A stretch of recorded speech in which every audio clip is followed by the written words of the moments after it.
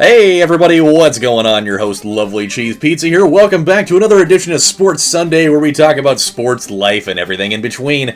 And this time around, we're going to play some baseball stars again. I had thought about doing a Madden 93 episode for this, but I'm already kind of tired as is. It's been a really long weekend for me, and I don't think I have enough in the tank for that tonight, because those are really long episodes, man.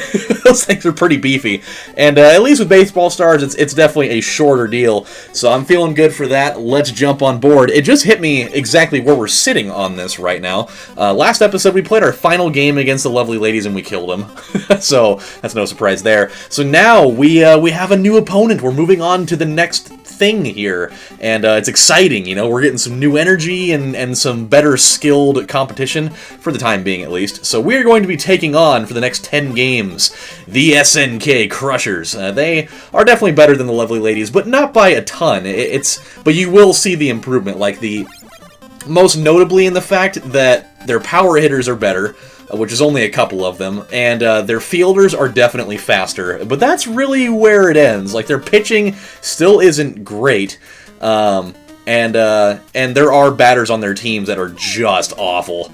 But we should be able to take them on pretty easily here. So you can see right there that their right fielder is significantly faster and has a way better arm than the right fielder for the Lovely Ladies. So you can kind of see where that's going here. So I don't have a whole lot of things to talk about tonight. I do have some points of interest, though, as there were some intriguing games that happened over the last 2 days specifically, and I'll try to outline them as best I can, hoping I don't totally trash these guys right away. So let's start. Let's start with the two sporting events of tossing the pigskin across the large clipped lawn. We'll do that one to start with, because both of those games were interesting for totally different reasons, and we'll get the one that I don't like out of the way first. We'll talk about that Seahawks game real quick. I definitely knew that Seattle was going to win. I wasn't doubting that. I was kind of doubting it a little bit, because the way that game was going, I figured if they were going to lose, this would be kind of the situation in which they do it, because, I mean, the game was, at kickoff, it was 6 below 0. I don't care if you're Minnesota or if you're Green Bay. Playing in 6 below 0, that's ridiculous. That is insanity. It's so hard to play your brand of football. I don't care what kind of football it is. It's hard to play that way when you're just, freezing yourself into a coma. It's ridiculous. And I gotta give it up to Minnesota. I did not expect them to have any sort of life at all during the course of this. I thought that Seattle was just going to pound them to death, and Minnesota wouldn't be able to move the ball whatsoever, which technically they really didn't, but that's a different story. And they surprised me. I mean, they came out, and realistically, for 90% of the game, they had Seattle bottled up. I mean, if it weren't for one of the more, miraculous and in some cases you could call it lucky plays, that's no surprise, because Seattle definitely get a lot of plays that I don't feel like a lot of other teams would get. It's just they're always traveling with a leprechaun in the locker room somewhere, and he's performing some sort of crazy ritual of luck in the back room, and it always works. And it happened twice in this game. I mean, Minnesota's up 9-0, and by some course of divine intervention, Wilson's standing there, and the ball gets hiked over his head, and he goes and runs way back 15 yards, and does this crazy slide move and picks it up, and runs out of the pocket, and then launches the ball, 15 yards for a first down, and then the guy runs all the way down to the 20. It was just this play that nobody else, I swear on a stack of phone books, nobody else besides him would have been able to pull off that play. It's just how that works. And then they score a touchdown on that, and then the ensuing drive, Peterson fumbles the ball, and then they go down and kick the field goal and take the lead. And at that point, I'm thinking, all right, this game's over. But then things, switch into Minnesota's favor, and now they've got the chance to take over after, and they're inside of the 20 with 30 seconds to go, and just the weirdest sequence of things happens. So They run the ball on first down, and they run the ball on second down, and that pretty much exhausted all of Seattle's timeouts. And on third down, you would think like all you got to do is kick the field goal to take the lead. Like they're on like the 15-yard line. All you got to do. I mean, the only thing you have to do at this point is just kick a field goal, and you're probably going to win the game because there would have only been like 20 seconds left, and that's a long way to go to get into field goal range for those guys. Watch out for Paul. Paul's the power hitter. He is not a guy that you want to deal with. If he gets a hold of that thing is going to be saying hello in French, because that thing is going all the way to Nice, you know. Neil's kind of the same way. he's kind of the same way. Not all the time though. He's not as much of a problem. Paul is mainly the one guy on this team that can really cause a problem, just because his power rating is pretty legit. Everybody else, not really so much of a problem, but Neil, every once in a while, he can be a power hitter. So, there's that. Ooh, that could have some life on it. That one's got some ooh, jeez. Okay, I forgot. Yeah, see? That would have been a triple. That would have been a triple against the lovely ladies. Not even a question, but they've got fielders that can get to the ball. So, we're going to have to find different ways to manufacture some runs here. This is where my base running tactics are going to come in handy. So anyway, third down comes up. All they have to do, like you would think the smart thing to do in that situation for your kicker is to hike the ball and then have the quarterback go and kneel directly in the middle of the field so that you have a straight-on kick to take the lead. Instead, they hand the ball off to Peterson, and he runs all the way to the left hash mark and gets tackled over there. And so now they have to kick the 27-yard field goal from the left hash mark, which is way harder to do, by the way. It's not smart that they did that at all. I don't know why they did that. And then he freaking shanked it, and they lost. It just... and I called it before it happened. I was like, dude, Seattle, they're going to get the lucky break again. I just know it. It's either going to be they're going to block the field goal, or Minnesota's just going to totally blow this thing and miss it. Those are the two things that are going to happen here. And I called it. I absolutely called it. If I was putting money down on that, I'd be a rich man right now. But, hey, that's just what happens. And now Seattle wins the game. They're going to go play Carolina. I'm calling that they beat Carolina because... This is very it's very eerily similar to what happened to Green Bay a few years ago, the year that they went like 14-2,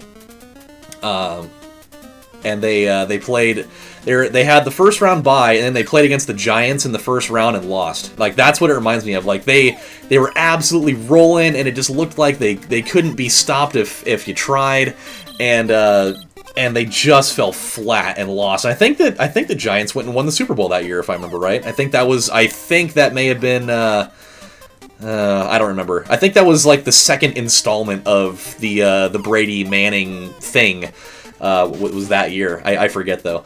But that's what happens, and so I think they're gonna end up beating. They're gonna beat Carolina, and then they're gonna have a rematch with Arizona after Arizona beats Green Bay. Which, let's get to that freaking thing. I'll be honest, you guys know I'm a Packers fan. If you guys have seen any of these episodes, I always talk about them. And I'm gonna be honest, I definitely went against my team here. I went uber pessimist in this one, and I was like, dude, there's no way they're gonna win this thing. I mean, the Redskins have the game at home. And they're on fire. They've been winning games left and right pretty much the entire second half of the year. Like, it seemed like there's just no possible way they could blow this thing. Like, especially with the way that Green Bay's offense has looked. And, like, that game against Arizona, they just got totally reamed. Like, they got their skin ripped off, and they were wearing it around the field, taking it to school for show and tell in the morning and all that with their kids. Like, they just totally obliterated them. And so I'm thinking, the season's over right here. There's just the way that, the receivers can't get open, and the offensive line can't do anything to save their lives, and the defense just can't anchor them for long enough. You can't. It's just too hard to do that when you can't move the ball and keep your defense off the field for longer than like 3 seconds you're out. Oh, never mind. I stand corrected. And the way the game started, they came out and Washington was all over them. That's going to be out of here. That thing is gone! Yeah! And you know what? The fielder, actually, if he would have lined that up just right and tried to jump the fence and get that, he could have caught that thing almost. Like, that would have been close. I'm not sure. I've actually never, in this game, I've never had an instance where I've either had the computer climb the fence and do it, or I've tried to climb the fence and I've never actually caught the ball before. I've come so close so many times, but I've never actually caught it. I just want to see what it looks like when it happens. Like, like the guy catches the ball and like falls over the fence and like holds the ball up. I don't know what happens. I'm kind of intrigued to see what goes on there. But yeah, so the game starts and Washington's just jumps out all over them, and they're up like 11-0, and which is a weird score to have, by the way. And so at that very moment, I remember tweeting it out too. Like, the tweet is still there, and I was like, you know, it may only be 11-0, but this game is over. Just Green Bay cannot score, and they're not going to. And directly after I said that, they reeled off a 30. It was like a 35-7 run. It was insanity. They just scored 35. It was 17 unanswered points, and so they took the lead 17 to 14, I think. I don't remember. No, 17-11 going into halftime. And then Washington comes down and scores, and I'm thinking, okay, well, they're going to restore order, and it's going to be just a total shootout from here on out. And it just never happened. It just totally snowballed. Like, I couldn't believe it. I was sitting there in awe, like, the whole game, because I just couldn't believe what I was seeing. Like, where was this team the whole freaking, you know, ever since week 6? Like, that's when everything started going down the figurative crapper for them.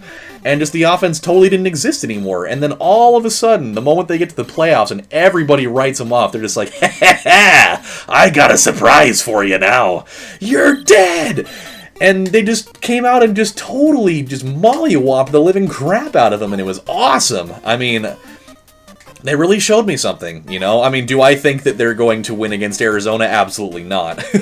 I don't think that they're going to lose by 31 to them like they did just, you know, a couple weeks ago, but I do still think they're going to lose. I don't think that they're going to be able to sustain that type of offense again, considering that Arizona's defense is so much better. Oh yeah, that's right. Jab is the other guy that's really good. Yeah, I forget. Yeah, Jab and Paul. Those are the two guys that are the troublemakers here. But yeah, dude, it's just okay. No, we're good. No reason for worry there.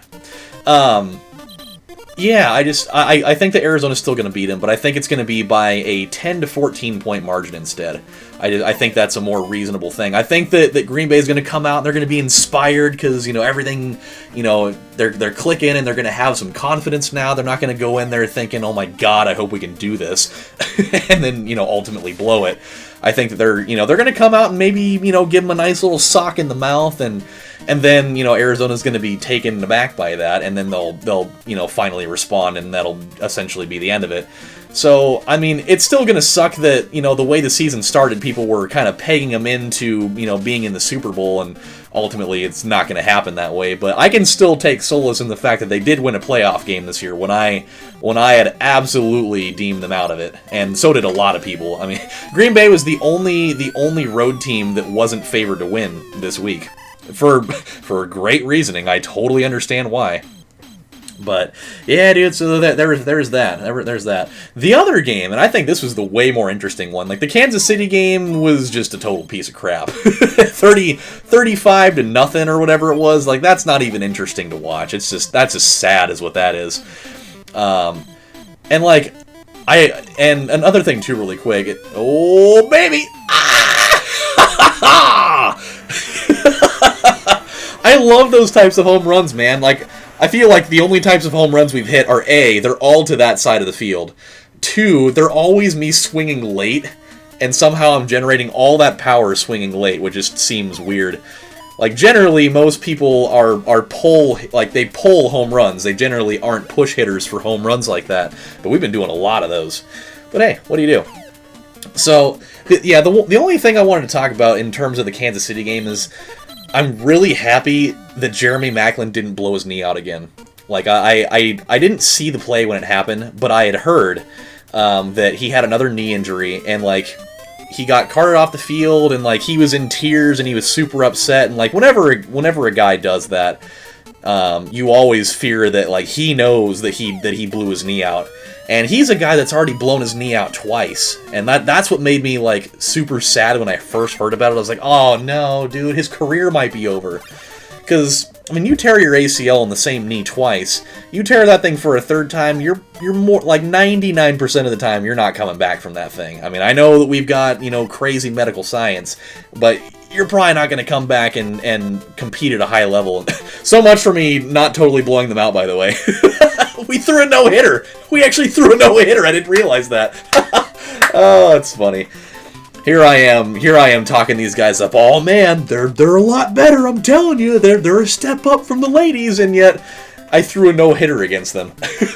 That's really funny. We actually get less money for playing against these guys, even though they are a better team than the Lovely Ladies. It's actually kind of interesting how they do this. We made more money playing against the Lovely Ladies, and they're smart in how they thought of that, because obviously way more people are going to want to go to a game to watch people play against beautiful women. Why wouldn't you pay more money for that instead of just playing against just a regular exhibition game where it's just, guys playing guys? Maybe it's not that way, but it's kind of funny that they adjusted the amount of money that you win depending on who you're playing. I think that's a really intriguing type of thing. So, like, when we play against, later on, when we play against these guys, the Ghastly Monsters, I think that's actually the least amount of money that we win in the entire game for playing it, because even though I think, actually, it would be super, way cooler. I'd totally pay money to see a baseball team play against a bunch of freaking zombified people. Like, monsters from movies. Why? Who wouldn't want to see that? Who wouldn't want to see Jason Voorhees playing baseball? Or like Leatherface, or, like a zombie, or, Dracula, or Medusa, or any of those people. I would totally pay, top dollar for that stuff. But, again, really cool that they adjust the money, the winnings, so you kind of have to pick your opponents wisely. It's kind of a cool thing that way. But yeah, so that game was a crapshoot. The other great game was the Steelers game, man. That thing was wild. I didn't get to watch any of it, but I was kind of getting updates on Twitter the whole game. The one crazy thing was the catch. I think it was Martavis Bryant that made it. Dude, that thing was crazy. He caught it and bobbled it and did this crazy thing where he pinned it to the back of his leg and did this weird somersault over in the end zone, and barely got the 1 foot in and all this stuff. Dude, it was so weird. But really awesome at the same time. Just you wish you could see stuff like that every single day, but alas, it never happens that way. But you just wish you could see more plays like that on a regular basis, Okay, let's jump him up here. We'll give him one for defense and then one of those.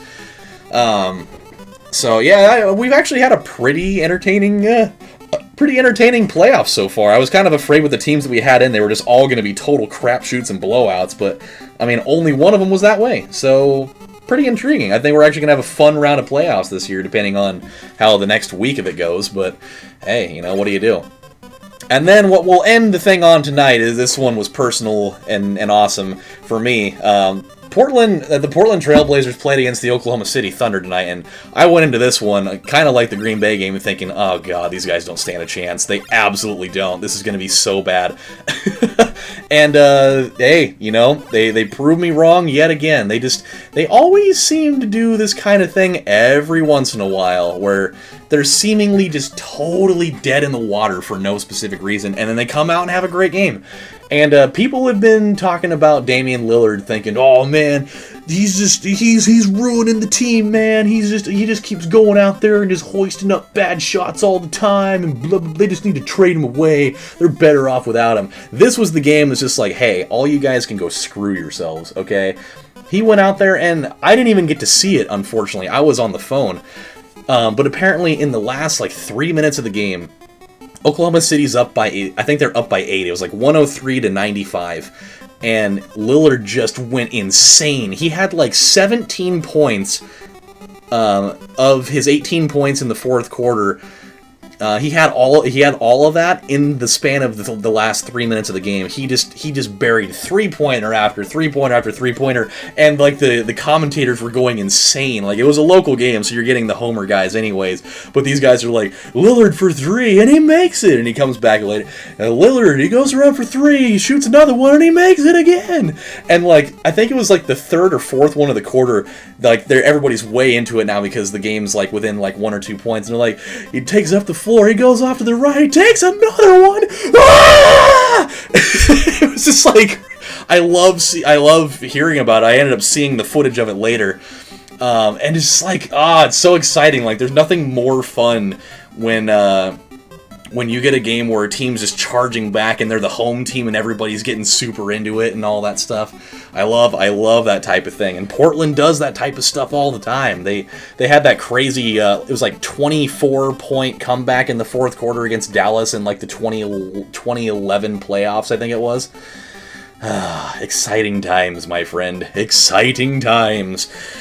Okay, so this ended up being, a tidbit shorter than I had planned on. I was kind of hoping not to blow them out right away, but hey, sometimes that's just the way the world works. So, when we come back on the next installment of Sports Sunday, where we talk about sports life and everything in between, we are going to play our second game against the SNK Crushers, and hopefully, maybe they'll respond by actually doing some crushing of their own, instead of just being the crushed every time. So until then, my friends, this is your host, Lovely Cheese Pizza, saying thank you guys for watching. Hooray for the NFL playoffs and for NBA basketball that is interesting. And I will see you guys next time.